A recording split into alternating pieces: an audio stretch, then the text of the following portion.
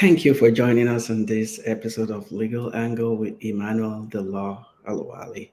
My guest today is someone I can call a special friend because he is very versatile when it comes to areas of practice, a life experience, and everything that's all about her. You get to know more about her within the next half hour to an hour as I talk to Danielle Laughlin. Welcome to the show, Danielle. Thank you, Emmanuel. Happy to be here. Thank you. Danielle is a business attorney and she's been in practice now for a while, but I would like you to toot your own horns. So tell our audience about yourself and your practice. Thank you. I have been practicing law for 10 years this year, and my passion is to help businesses stay in business by giving them ethical and legal advice and counseling. And I've owned my firm for about 7 years in February, and we are in a growth phase right now. I didn't really know much about growing a business, even though I knew about the legal intricacies of business. So I've been educating myself, and we're taking off, and it's very exciting. Thank you. So, what inspired you to go out on your own and be a businesswoman? I was a single mom when I started my business, and I had a lot of needs in terms of time and availability for my child. And so at my last firm, I was hoping to move into a different department, the department that I was initially hired to go into, but through a series of circumstances, was not in that department. And they were unable or unwilling, I'm not sure which, maybe both, to move me. And I had enjoyed a lot of success at the firm, but I saw that I was not going to be given the ability to be the person and lawyer that I wanted to be. So for your own personal growth, you had to go out on your own. When you were in law school, did you ever imagine that someday you will be running your own business or your own law practice? Oh, yes, absolutely. I, with a few friends, started an organization called the Be Your Own Boss Club in law school. And so I always had a plan within the first 5 years of graduating to start my own practice. And I did it in about right at 4 years, not quite 4 years. Oh, that's awesome. That's how long it took me too before I went out on my own after 4 years. And I believe you went to law school in Atlanta, Yes, Georgia State and is your where I practice went to is undergrad. also in Atlanta. It is, yes, North Metro Atlanta. Mhm. Right. But you were born in Alabama. Yes, I was born in Yes. Alabama. So what what was it like growing up in Alabama? Well, my childhood, I moved a lot. So I would say the times in Alabama were similar to the times in South Carolina and rural Georgia as well, and rural Florida. So honestly, they're all very similar. It was a fun time in the sense that I was always a tomboy, so there was a lot to do outdoors. My dad was a musician, so I enjoyed a lot of music, and I am a huge fan of music now and different types of genres of music. So those things were very positive for me. But we were pretty poor, and so there were challenges obviously with that, and also racial challenges, and just not really feeling like I was in the right place, I guess, growing up. Mhm. So was that internally or is that emotionally? Um, I think it was emotional and just I was a girl, right? So there was only so much that I was included in. I mean, certainly that got better as I got older, but when I was a young child, there was a lot of competition with boys in school. That was challenging. And then I was always friends with all different types of people, and that was not always welcome with my close family. And so there were some challenges with that. Okay. So what inspired your move to Atlanta? Uh, Frankly, I visited Georgia State. A friend of mine, a good friend of mine, was saying that she was going to go to Georgia State for undergrad, and I had never even heard of it. So I said, "Oh, that's interesting. It's in Atlanta. Great, exciting." So I went to Atlanta to visit, and I just fell in love. That was my first time being in the city. I had been up here for camping, like at Stone Mountain and things like that, but I had never been into Atlanta, the city, even though I grew up not too far from Atlanta. So you went to college and law school over there in the same city. Yes. Yeah. How were you able to transition from being an Alabaman to coming to Georgia and finding your own space? Well, by the time I was about 12, I was living in Georgia. So I'm from a place called Phoenix City, Alabama, which is right on the border with Georgia, and right across from a place called Columbus, Georgia. So um, I lived, my teen years, I was actually in Georgia and went to Georgia high school. So I was on the Hope Scholarship, and that gave me a free ride to undergrad. So that's kind of how I got there. Um, free money. Yeah, you earned it by getting good Yeah, I guess grades. it wasn't that free. And you have to work hard to maintain the scholarships. Yeah. So, do you have any attorney in your family, or what inspired you to become a lawyer? Later in life, I did. My mother's brother, my uncle, went to law school. He was in law school when I was in like the latter years of high school. But I wanted to be a lawyer since I was 9 years old. So it wasn't that there was anyone in my family. I think it was a lot of factors. I liked the justice aspect. I liked I've always been a super nerd when it comes to philosophy and political science and how people live together, right? So I was very attracted to that. And then in fourth grade, around the time that I thought I might want to be a lawyer, I was watching a lot of television because I had broken my ankle. And so I was staying with my grandparents after school instead of riding the bus because I was on crutches.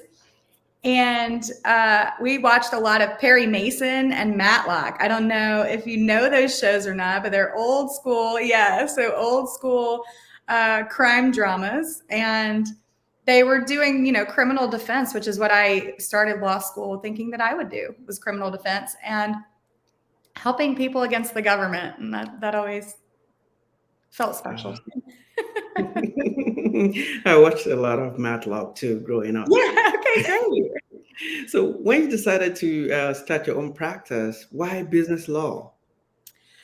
Ah, I love it. I made 100 incorporations. I just get it. It makes sense to me. It's very strategic. It's about kind of like risk allocation, and it's like a puzzle to me. And so I just really loved it. And also, I think growing up poor, I had a lot of um, desire to help people protect wealth. I saw the value of how wealthy families were able to create these opportunities for their children. And that was very different than how I grew up. And so I wanted to know more about it personally, right? I was on a mission to understand myself. And then also, I like property law, I like contracts. And business law, you get to do everything. Like I get to do torts, I get to do contracts, I get to do property, I get to do civil procedure. I mean, I even have from time to time some criminal components that can come up. So I don't know. It feeds my curiosity, I guess. And when you went out on your own, did you ever think that you might end up where you ended up as a business person? That's a good question. I don't know that I really thought much about it. Um, my attraction to being my own boss had more to do with not being held back by other people than it really had to do with a grandiose vision. Um, since since I've been a business owner, my vision has actually come to fruition. But in the beginning, I didn't see it that way. I saw it as more of just being in control. And, I've since learned that I'm still not in control. but at least I get to kind of steer the boat now, right? Mm. So, how will you describe Sage Business Counsel? Sage Business Counsel is our rebrand. We just rebranded to Sage this year, coming out of the last few years, which have been very challenging globally. And this was kind of aligning our message in the public and our persona and brand with who we are and what our mission is. And so we are really a forward-thinking law firm. We like to challenge the status quo. That is one of our core values. And there's a lot of misinformation out there for business owners. There's a lot of confusion. There's a lot of plays in the marketplace to capture the dollars of business owners, as you probably know, right? So business owners are constantly getting bombarded with shiny objects and what's going to help them be better and make more money and all the things. But what they really are lacking is a sounding board, a confidant, and a strategic partner that understands the implications of the plans, right? And how those things can go wrong. So, being an entrepreneur has become the next American dream, right? Everybody wants to do it now. And we've seen just a lack of ethics, right? Not intentionally, but just not thinking through certain types of questions that are important to really consider. And we want to be a resource to people. Large corporations like Apple and Google, they don't become these huge global players without lawyers, right? They have huge legal departments, hundreds of attorneys. And I think that oftentimes small business owners forget that making the money is the easy part. It's keeping the money that's the hard part. Correct. And why the word SAGE? SAGE is actually an acronym for Strategic Advice for Growing Enterprises. And so we're not a great fit for everyone. We definitely are a niche law firm. We work best with companies who've already gotten some traction, right? They're already in a growth phase and they actually have a more substantial need for legal services. So that's why we kind of added that growing part on it, because it's an investment, obviously, to spend money on an attorney. And so the right types of clients for us are the ones who recognize that and they see the ROI on investing in legal counsel. The word sage is very apt because sage means a wise old person. So you've got all Yes, these wise people counseling you, and it also fits into the acronym. that's exactly right. Yes, it was a good play on words. Yes. And one of the things that you help businesses do is to help them stay out of court. How do you manage to do that? I have spent my entire legal career in court. And so, one big problem I see is that a lot of business attorneys and law firms do not actually have experience in the courtroom. And that's not that's not any kind of attack on them. I just think that it does leave some gaps sometimes in the advice that's being given. And primarily it's a fear, right? a fear of court, a fear of litigation, a fear of lawsuits. And if you're making decisions from fear, then you're not making decisions in the right way. And so, what I like to counsel clients on is listen, the goal is to stay out of court. Of course, that's everybody's goal, right? But anybody can sue you. I mean, I can't wave a magic wand and prevent everyone from suing my clients. But what I can do is give them confidence to know that I know how to get them out of that quickly. I know how to do the cost benefit analysis, right? What is the cost of pursuing versus not pursuing something?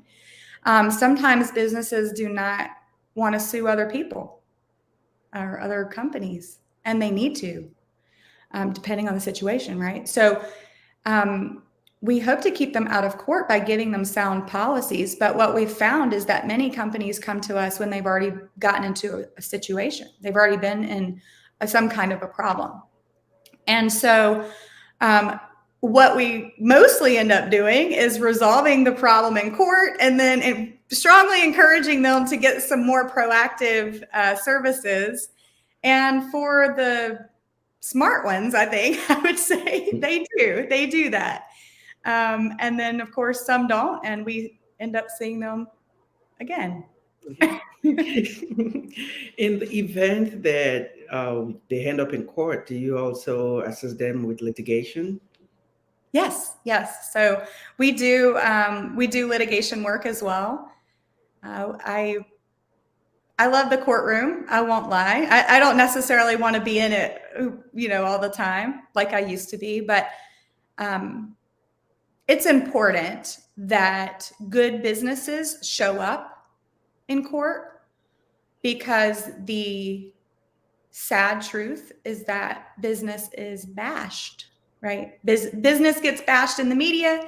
Business gets bashed at the family table at Thanksgiving. Business gets bashed all over the place, and the courtroom is no different than any other place. And so I like to be a beacon of light, showing the court, the lawyers and the judges, that not all business is bad business.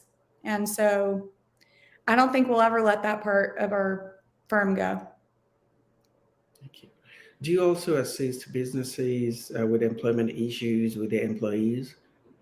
Yes, we do. And we are what we consider a general counsel, right? So we advise on a broad range of topics. And for employment matters, sometimes they need to be referred to a specialist, right? So most of the time we can resolve them, but sometimes we just need to shoot them over to a referral partner. So I would say our best approach with employment issues is to help them have good policies in the beginning so that they don't run into those issues, right? Hiring, firing, performance improvement plans, not, harassment, discrimination. I mean, all of the workplace drama that can show up if you don't have strong policies, So, do you have a focus on the sizes of businesses that you represent? We primarily work with businesses between 1 to 10 million. Those are what we call small to mid-size, right? Because it kind of depends on the industry. The Small Business Association kind of categorizes small businesses differently based on the type of industry, right? So 1 to 10 million is kind of a sweet spot. A lot of our contractors, they have very high top line revenue, but once their cost of goods are less out of that, their operating revenue is a little lower. So we're always talking about operating revenue. Thank you. And since you've been doing this, you've been nominated as a Super Lawyer Rising Star. How does that make you feel? The first time I was very impressed with myself. I was like, wow, I don't know how this happened, but since then, I don't know. It's interesting with a lot of these awards. It's like, presumably peers have nominated me. So I'm very, humbled by that. But I don't know what I'm doing that's getting me this attention, but I like it. It's good. I think it becomes normal to you after you receive the award. It becomes, yeah. But if you've never had it, that's something you'll be yearning for. That's right. That's right. Yeah, exactly. But yes, I mean, it is. Yes. I never thought I'd be, a super lawyer. I mean, Mm. that definitely never Mm. crossed my mind. Yes. And you're a parent of a biracial child. Yes. Hmm. So, how does it feel to be the bridge between a black world and the white world? Oh man, getting deep on me, Emmanuel. I've always been that bridge. Really, I have a photo from third grade. I should have brought it. I should have thought to pull that out. But I have a photo of myself in third grade. We were doing a play. I used to do a lot of theater stuff. And I've got three of my black friends on one side, and I've got three of my white friends on the other side. And that photo just really represents, who I've been basically my entire life. And I remember in kindergarten, I had a crush on a black boy and a white boy, and then in high school, I had white boyfriend, black boyfriend, and it. I'm married to a white man now, right? And so I've always just been, I think, people say I don't see color. I think that's false, right? Of course you see color, right? But it's like, what does it mean to you? And I always joke with my black friends that I'm a black person trapped in a white person's body, right? The world sees me a certain way, but my spirit is I don't know that I would say black. I would just say my spirit is more down to earth. And white people can be pretentious, right? Mm. So I think for a long time it was a source of pain. It was a source of ridicule from both sides. But now it's really a source of power. I feel that I have a special responsibility, right? When I watch the atrocities that occur in America in particular, but all over the world. And I look at my son and I think, here my son is. His favorite thing to wear are sweatpants and a hoodie, right? He likes to wear his box cut, right? He doesn't want to have a clean head, like short hair. Um, And I know that there are people that may look at him some kind of way because of that. So it's always been important to me to let him be who he is and to do my best to make sure that he always feels, empowered and comfortable to be himself, but also informed, right? So we have to have difficult conversations sometimes. And so it's a privilege, I think. When you and I were at a conference and they kept saying pressure is a privilege, I think it's a privilege. It's a privilege. And growing up, you said you have this versatility of friendship across Mhm. all color spectrum. What Mhm. was that like for you in within your own family or your own, I don't know if I can call it cocoon. I mean, Yeah. what you can call your own, your safe haven. What was that like? It was interesting because my mother is extremely liberal. My father is extremely conservative. They are divorced. So they eventually figured out that that's not a great mix for them. Um, my mother has always been, progressive, right? She never had any sort of prejudice that I knew about or was ever apparent to me. My father, on the other hand, very much did. And when I was growing up, derogatory terms were spoken around me as a child. And when I found out that I was pregnant, I was worried that I might be disowned by my dad.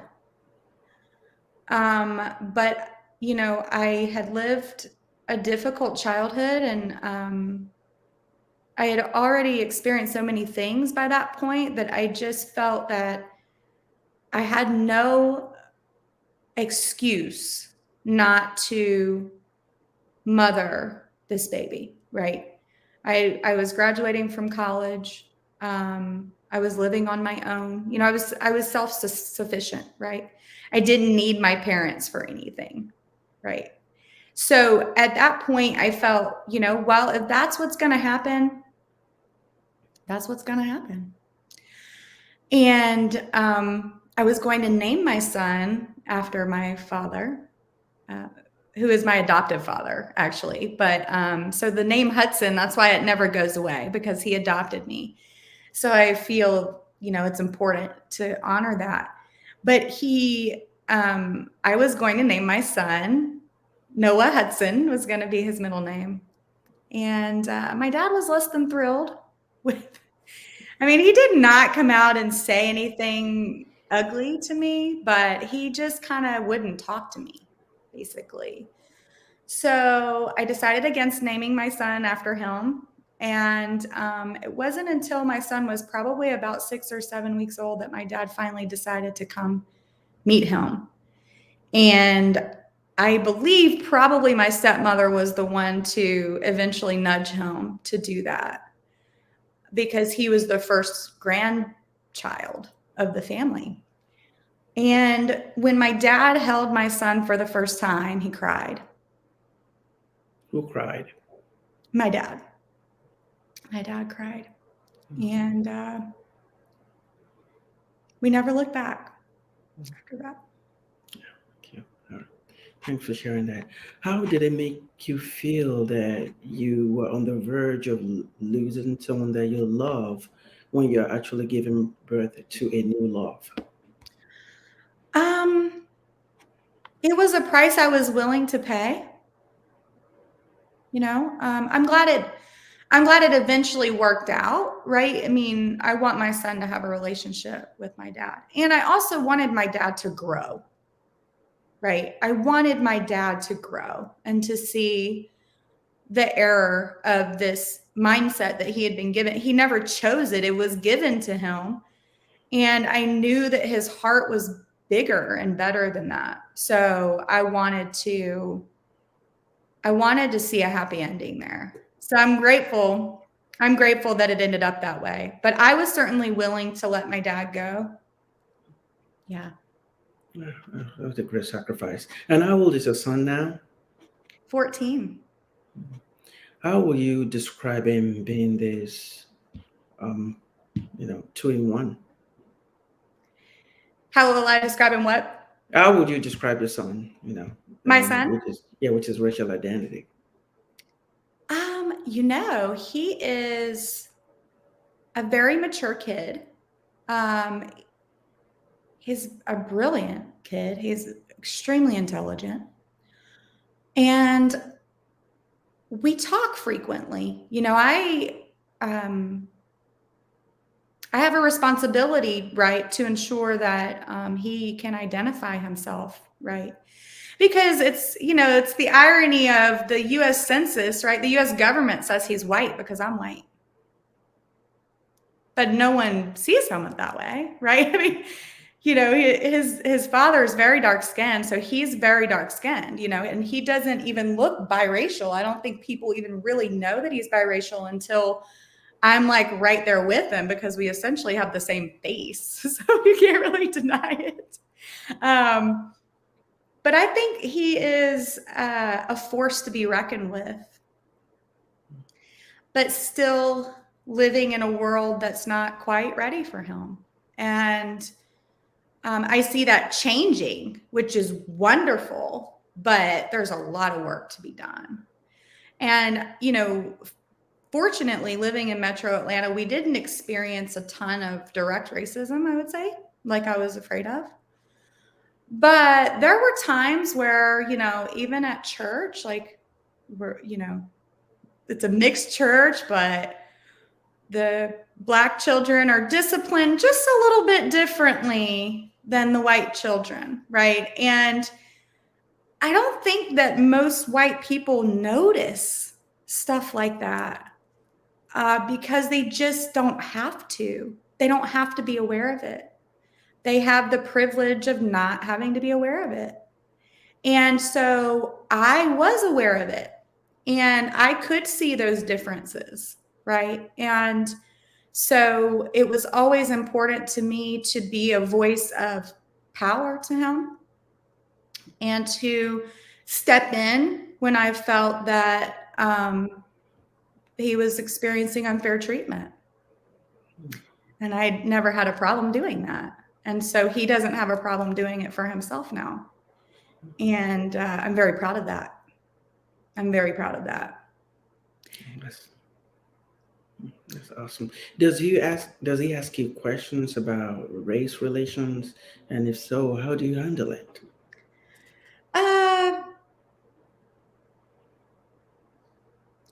He doesn't ask me a lot of questions, frankly, because I mean, from the time that he was 4 years old and like could understand stories, right? I was getting him books about Martin Luther King and teaching him about race relations. I mean, from very young. So I think that he has grown up with the understanding, but not a lack of information. So he doesn't really ask a lot of questions about it.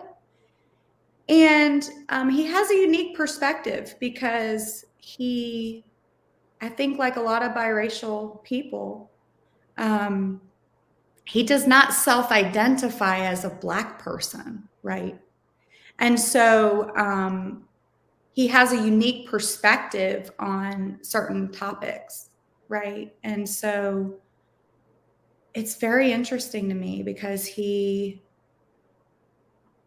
very mature about things. And he sees, not everything from the woke people is positive, right? And there's a lot of systemic issues that play into these discussions that we have.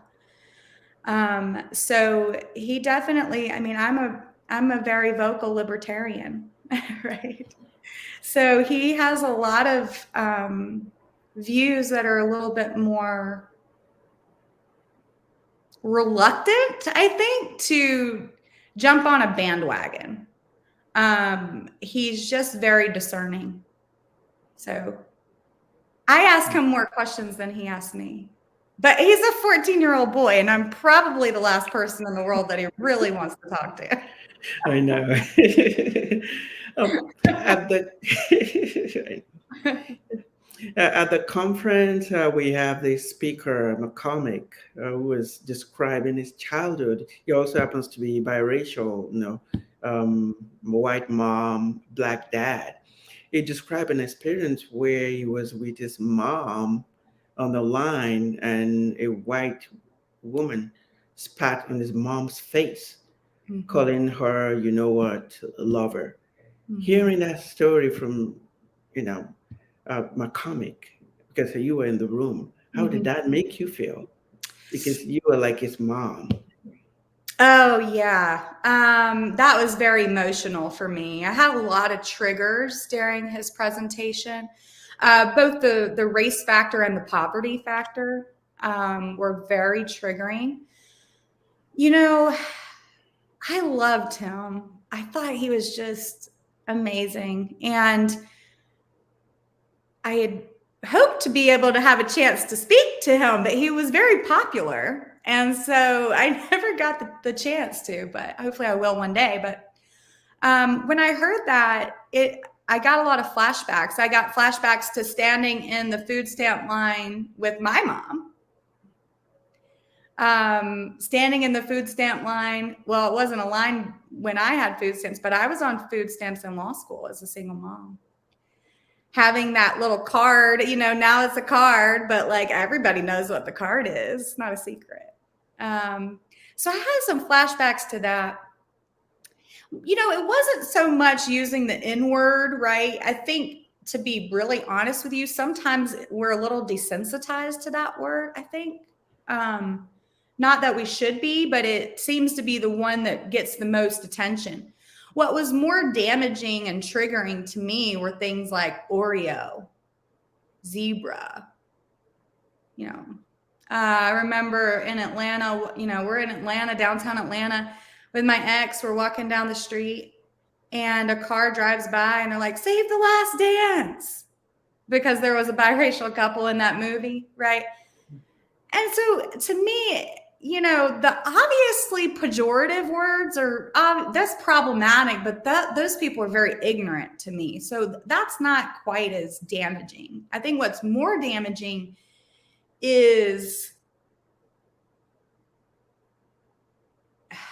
just using common experience to intentionally harm people. That's very damaging. And I experienced a lot of that, on the bus in high school. I'm still friends with the boy that I dated in high school, and I care very much for him. But he, we didn't even like hold hands or anything. Like we didn't even want to really acknowledge that we were crushing on each other, because he was receiving the same thing that I was. It wasn't just the white people. It was Black people too. And I remember rocks being thrown at me by Black girls riding my bike home from school, because I went to a school in 5th grade. My siblings and I were one of like maybe 6 white people in the whole school. And I just remember that the cute boy had a crush on me, and all of a sudden I'm getting rocks thrown at me. I don't even crush on this boy, right? But so it came from both sides. Yeah. Yeah, so the question is, and it's one thing to face the rejection from the white side, it's another to face racism from the black side because of your openness. How Oh do yeah. you handle it? Because I'm sure your son will probably face the same thing, but how do you handle it? How does that make you feel? Um, I have a lot of compassion, I think. People are people, right? So I have compassion, even though obviously I think racism is horrendous, right? But people just want to belong. And when someone or something threatens that belonging, they get defensive. And I get that. And I also understand as well the fear that comes around. I understand what is going on, especially with Black women when they see someone like me. Um, I get that. I understand that.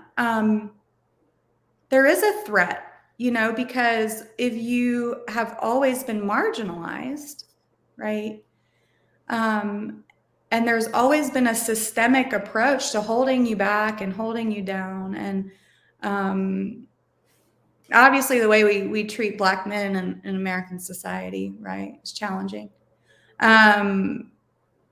So I get it. I mean, I get it. I think too, I've always been a little scrappy, so I don't mind. I'm a litigator.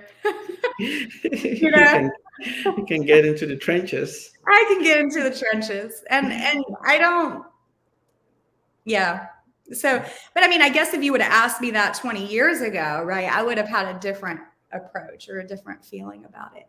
I think also now I have so many friends, so many strong Black women in my life who get me, and and men too, right? I've reached out to men to help with my son, to help give him positive role models. So I feel now that I do have a support system of people, and I can just be me, right? I could just be myself. Awesome. Last year was a very testing year in the United States because of the killing of George Floyd and the protests and all the other things that has happened since then. Yeah. What was that like for you and your son? You know, I'm fortunate to live in a place where we rallied, right? So even in the midst of the pandemic, we, in my community, we rallied. We had a protest in our local town here, and our town here is uh, majority white, but a very diverse community, but still a majority white community. So immediately the reaction from my core local group of people was to protest. Um, but the most impactful thing that happened was going to that protest and standing in the silence, right? And feeling how long such a short period of time can be. What was it, 9 seconds? I mean, it was, 8 or 9 seconds, right? I mean, A minute. that was deep. And I walked away from that protest feeling a lot of anger against police. And as I'm leaving, this black cop hands me a dozen donuts. And we took a photo together. And I said, thank you. And I think that was when I recognized that, like, we're not all that different from these police officers, right? And some of these guys, yeah, they are bad, right? There was, around the same time, we were going through a lot here in Georgia with Ahmaud Avery. And I was personally contacted by an attorney in the prosecutor's office, not in that county, but in a nearby county, about it, who had intimate details. A person that I had a lot of respect for. But even his perspective was skewed, right? Even though he's a person I have a lot of respect for, he still viewed this boy as a criminal because he was walking in and looking at these houses that were being built, right? He's like a teenager and he's looking at these houses that are being built. They're not occupied. There's no belongings in there. There's studs. And so he's really focused on this criminal identity of this kid. And I realized this is way deeper, right? This is just way, way deeper than what I think many of us are really acknowledging. And I think the silence is the killer, right? So that's been my motivation to speak out and really, I'm not doing as much as I would want to do, to be really honest with you, because I'm very busy in my personal life, but I have a big problem with a lot that's going on. Not just murder. I mean, murder is murder. But look what's happening with the NFL. And some people don't see the problem. And that part of it, that's the part that just blows my mind. The hypocrisy is so clear, but some people are so conditioned they can't even see it. That's frightening. That's really frightening. It is. I love the word you use. You said condition. It's all about conditioning. And a lot of people are conditioned, like you said, this person that you respected view the Arbery or Ahmad Arbery from that criminal perspective of guilty unless proven innocent. Mm-hmm. Having said that, that it's like every time a black boy goes out, or when you're not there as a parent, especially teenage black boys, once they reach the age of 11, 12, they started becoming a man. As a parent of a black teenager, I can attest to that. You have this fear that what if? Do you have that talk with your son? Oh, yeah. We had that talk around that time, um, because I was horrified, right? I mean, I was horrified. We had already seen Trayvon Martin, right? We had already seen that just a few years before. And my son was still a kid back then. How old is your son? 14. 14. So, he was still just a kid then. So, yeah, of course it was on my radar, but he still looked like a kid. He was obviously a kid. No one was going to mistake him for a grown man. And now, he's he's he's very manly now, right? As you know. And so we did have that talk. And you know what he said to me? It just broke my heart. He said, "Well, Mom, so, what do you do if you're approached by a police officer?" He said, "Well, Mom, I just use my white voice."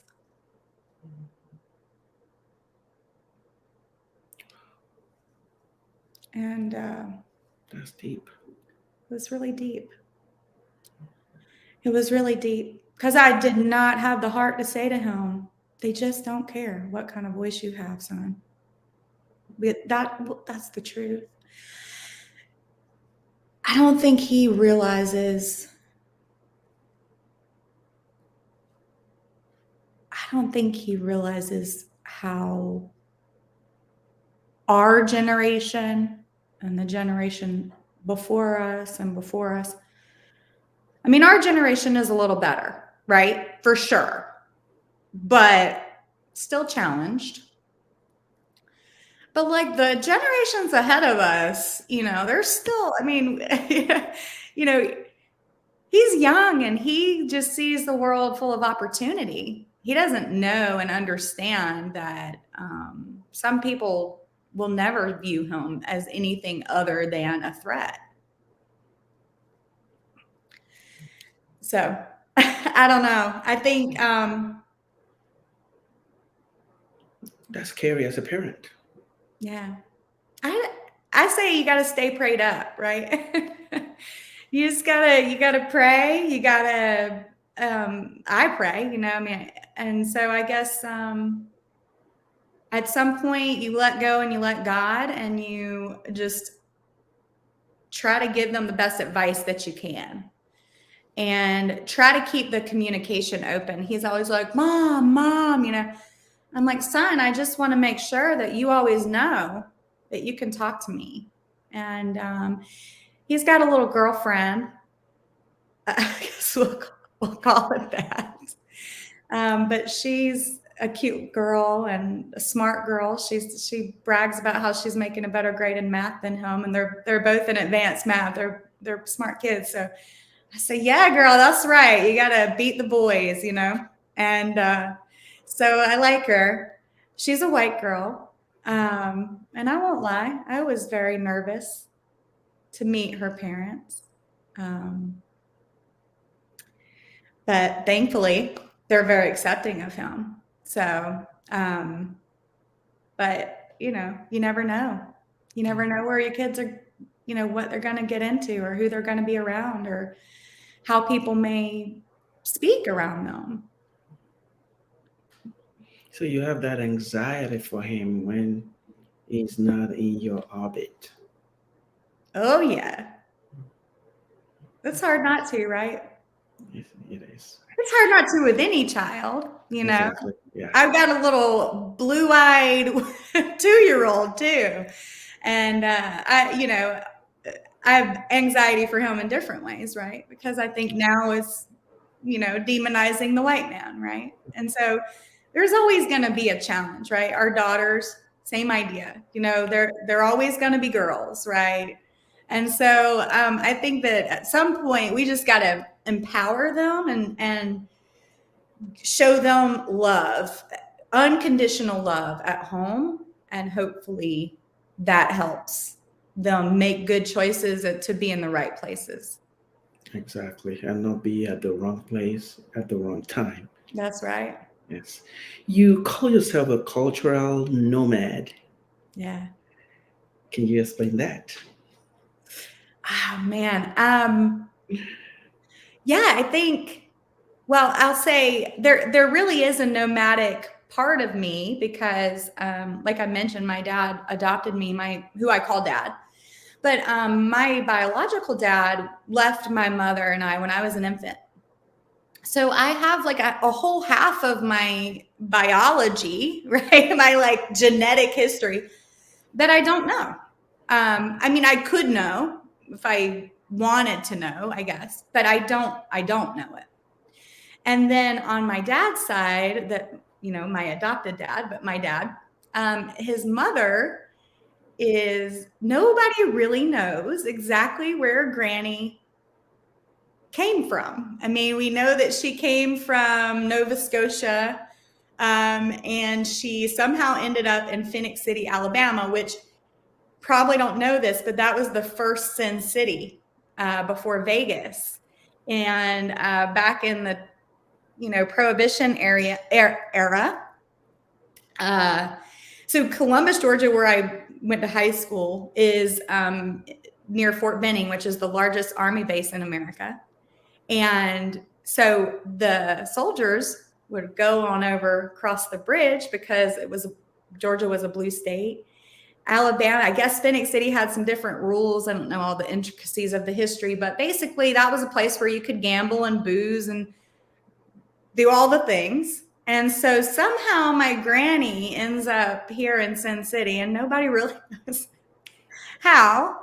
And so she doesn't really have a history either.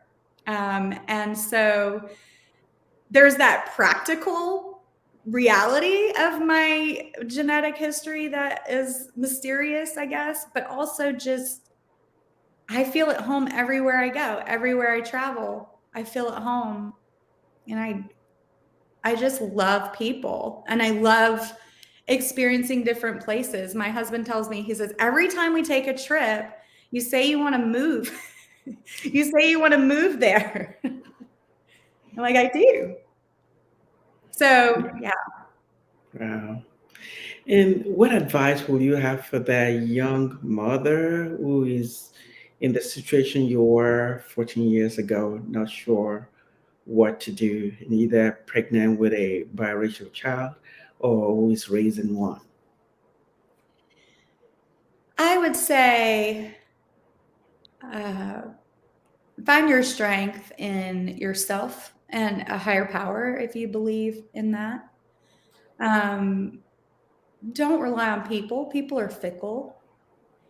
And try to find people in your life who can see you for who you are and who can accept you for who you are. You don't have to be afraid, and you don't have to be embarrassed or, you know,